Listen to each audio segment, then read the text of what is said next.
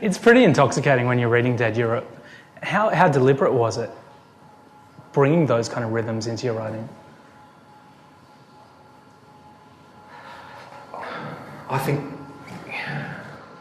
there is part of the writing process that is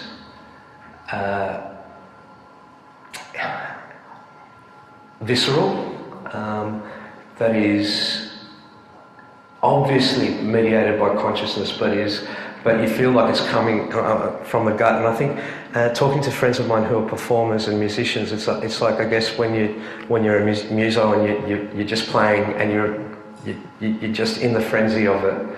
And I think there are moments in writing that are like that, but then there is the quite deliberate work you do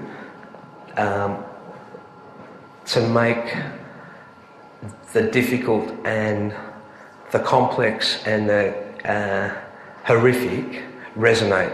And Dead Europe was a difficult novel because it's about anti-Semitism and also loss of faith. And I wanted it to work. I wanted to explore the nature of such profound hatred, and it felt wrong to be light or to be step back in doing that work. That's what I would say. Okay, how about we play another song? All right. Yeah. Do you want to go back to New Order or go forward to Human League? Let's go back to New Order.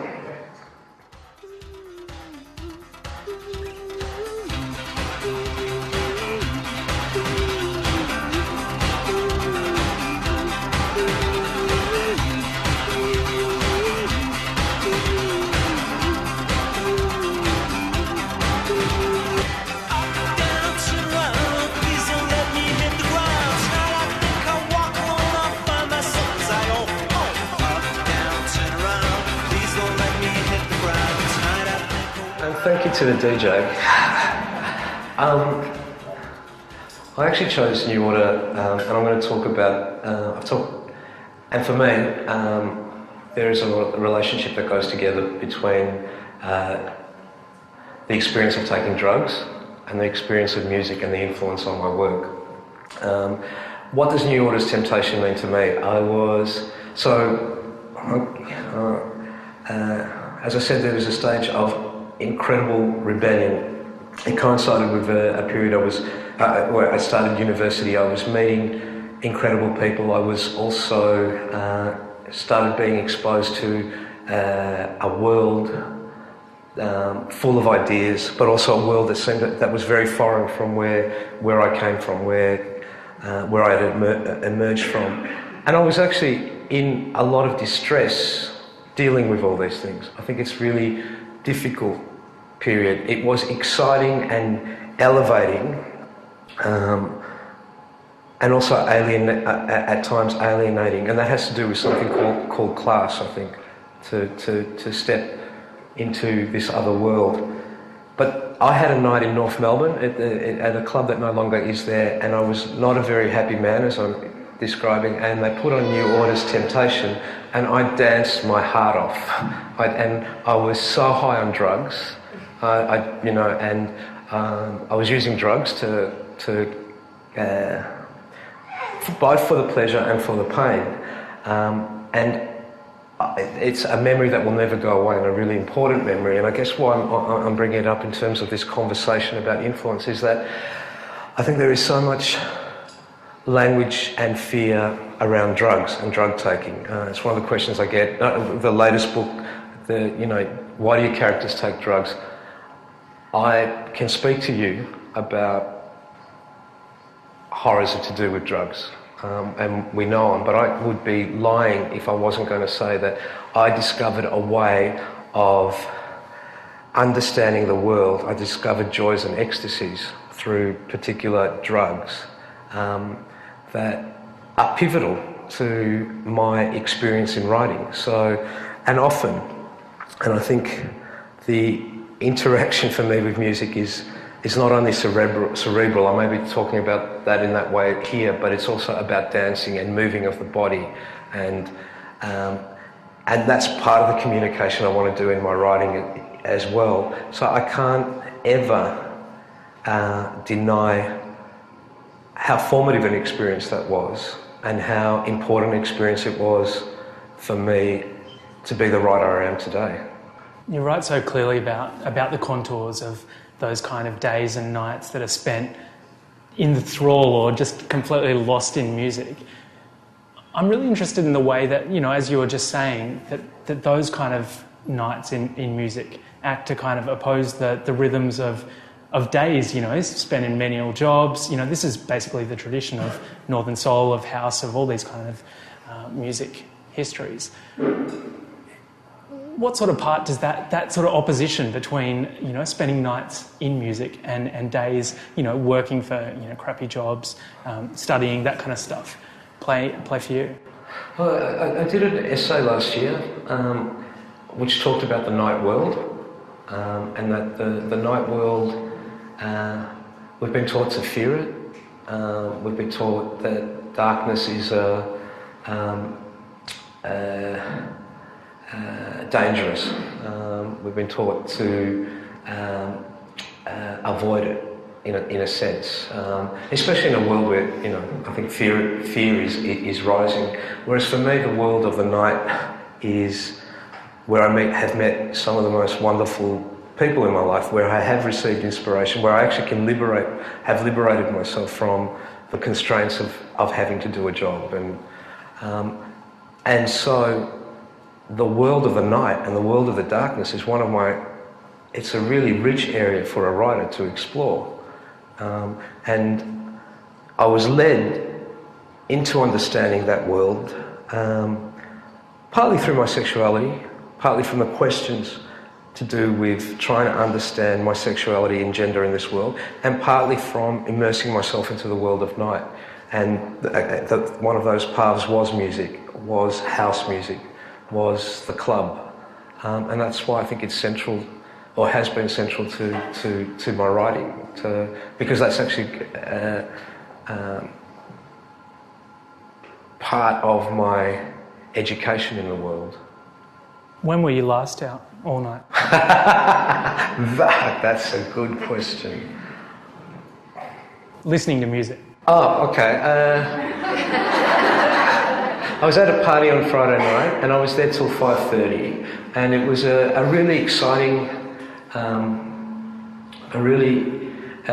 we all got a bit drunk, as you do, and there's actually a couple of people in the room who were there, and we started doing that thing where you play music, and I can be a music fascist in terms of wanting to control the music that's being played, but there was also other people, and they started playing music. Craig, who's in this room, and that was really exciting too, because he was playing music, some of which I knew, some of which I don't know, and so so I was out on Friday night. I think the important thing for me to recognise is that this has been a culture and an art that has been incredibly important for me, and I'm trying to convey that. I try and fight against that notion that somehow you turn 40 and you miss that excitement, that you're not, that excitement doesn't matter anymore, or now there are questions of, the more you learn about an art, the more you become more critical. I think that does happen when you're older, but I don't ever want to be in a position where I'm not able to listen to or be aware of the exciting and the new, and that was a reminder of that on Friday night and the going out. There are times, I just feel a really deep sense of loss personally at not being one of those people who's out all night, totally lost in disco and house all night. Is that something? Do you fear that kind of losing that sort of, that really, really intimate, nothing else matters for the moment except for that song or that track? I talked earlier, Matt, about, there was a point in my late teens, early 20s where hip-hop and rap, and then house, felt like my time, like that this was a music that was going to, that it did influence me, and it felt like I was part of something incredibly vital and exciting. I think one of the things that comes with age is to actually not believe that, is to actually sit back and to say that there will be other exciting things that are happening amongst another generation, amongst subcultures that you won't have that relationship to because you're too old. And that's, as long as you are open to your awareness of that, that's good. As long as you are able to support it from the sidelines, that's good. What I fear is that I don't want my generation to turn into a version of the baby boomers where we control the art and the discourse and the media, and that we're always referring back to our time and not allowing spaces for the new and the exciting to be explored. I'm really scared about that. Speaking of which, it's a nice time to play our next song.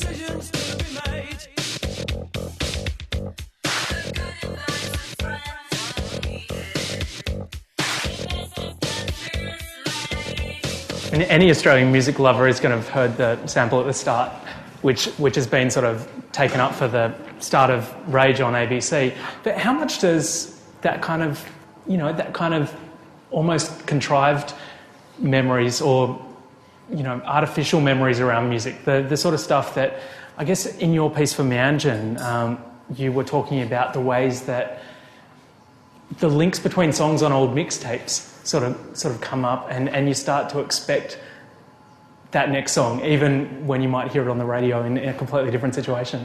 Look, the reason I chose that Human League song was just that I wanted a moment today to actually say that I have a really poppy, trashy side, and so that's actually part of the pleasure of music as well.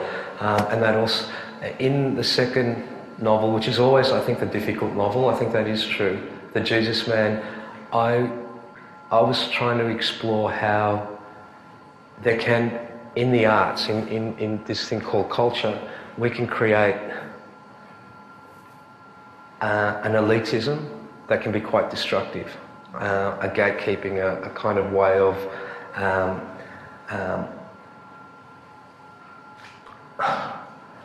actually not allowing a communion that is possible through art, that I think I strive to hope is possible through art. And so I just wanted to throw something in the mix and say it is incredibly important to defend art and to defend difficult art and to defend the work of what we all do, but not to do it at the expense of not allowing people an access to it. And that access begins, I think, in something called education. And I think that's the point I wanted to make there. And the reason just this song is so central to my memory is I have a memory of dancing with two friends from high school who were incredibly wonderful women, and they didn't get the opportunity and the access to university and to the to kind of the world that I participate in now. That's the reminder for that song. That's the reminder of that song. I like that you can choose that song, which, pretty much 3/4 of the song is sort of an instrumental staccato electro track, and use that as your example of pop music. But definitely, towards the end, I have a very elastic definition of pop music. I'm going to read. I'm just going to read. The cassette player became the first recording device I learned to manipulate. I'd sit diligently in my room every Saturday, listening to the top 40 and pressing play and record simultaneously when I heard the beginning of the song I liked. So many of my musical memories feature truncated beginnings and ends to songs. Whenever I hear Bob Dylan's Hurricane, I always imagine the Skyhooks can be heard singing "Ego is not a dirty word next." That was the order the songs played out on my cassette. Cassettes were more vulnerable than records. The tape could unspool, it could scratch. Cassettes could be recorded over, and sometimes the ghostly backbeat of a previously recorded track could be heard behind the new song I had recorded. I had a damaged tape that I kept with me for years, just so I could listen to This Mortal Coil's version of Song to the Siren with a faint whiplash of 52nd Street's Cool as Ice underneath. I am puzzled as the newborn child. You're looking nice, so nice. I am troubled as the tide, cool as ice, twice as nice. When I was introduced to the collage and cut-up effects of 20th century experimental music, I recognised the connection of art to accident and chaos, how the failure of technology, the cassette player chews the tape snaps, can inspire invention and play. The cassette was also a love letter. This is how the sirens sung to one another. Words that I could not put down on paper became compilation tapes that I made for friends and for people I loved. What words do you say to someone who's imprisoned in the agony and pain of grief? How do you articulate the unbearable weight of unrequited love? You make a compilation tape. The sorrow and the grief and the hurt and the love and the passion and the ecstasy and the fucking pain of it have already been put in words by lyricists more adept than you are, sung by vocalists more able to express the emotions you want the other to understand. I could drink a case of you and still be on my feet. After four years of marriage, it's the first time that you haven't made the bed. I want to fuck you like an animal. You can free the world, you can free my mind, just as long as my baby's safe from harm tonight. I am puzzled as the newborn child. I'm troubled as the tide. And compilation tapes were not only love letters. Sometimes they were manifestos, screams of rage against a world going to shit. I got a letter from the government the other day, opened it and read it, said they were suckers. You think you're so clever and classless and free, but you're still fucking peasants as far as I can see. A change is going to come. Fuck you, I won't do what you tell me. You can free the world, you can free my mind, just as long as my baby's safe from harm tonight. I keep my mixtapes, tapes that friends and lovers made for me, in a beautiful wooden case whose long, elegant tower reminds me of a cathedral. It is a case full of love letters. I wrote this essay as a way of also expressing how the technology of the tape and then the technology of the Walkman, the technology of the iPod and the MP3 player they're different technologies and they will have different effects. I think I see now Loaded and Jesus Man and Dead Europe in a way as a part of a trilogy. And on one way I see them as a part of a trilogy because they express a loss of faith in something called politics. But I also kind of see them as my Walkman novels. That they were kind of written in the space of the Walkman and the cassette, and kind of how I listen to music through that. I don't know what the MP3 novel will be like. Do you still listen to any of those tapes?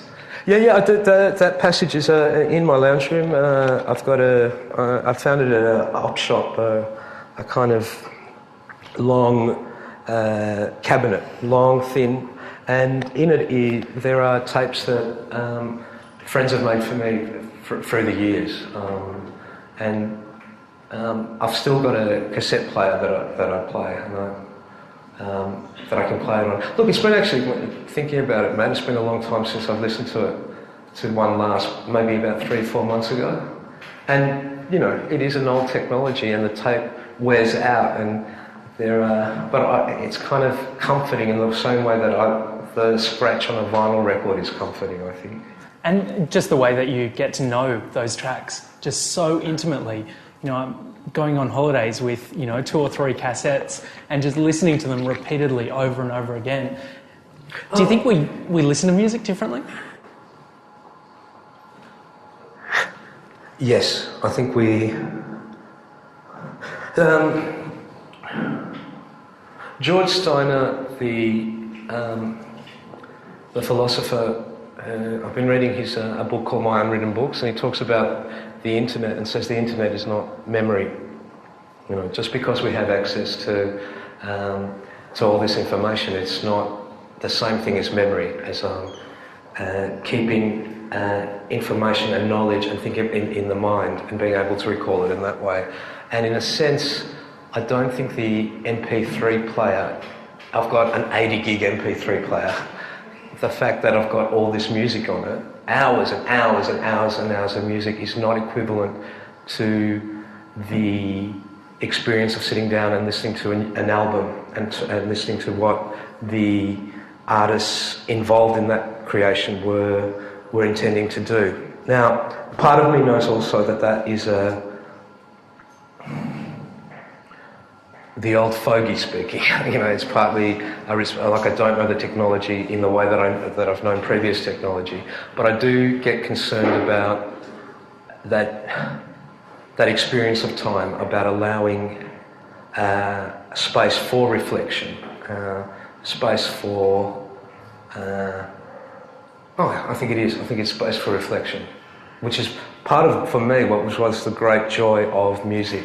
And kind of being able to. So I actually get kind of concerned about myself that I'm not giving myself over to a proper relationship with the work that musicians are doing at the moment.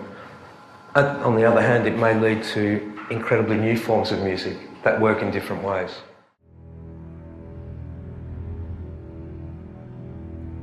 Do I hear 21, 21? 21.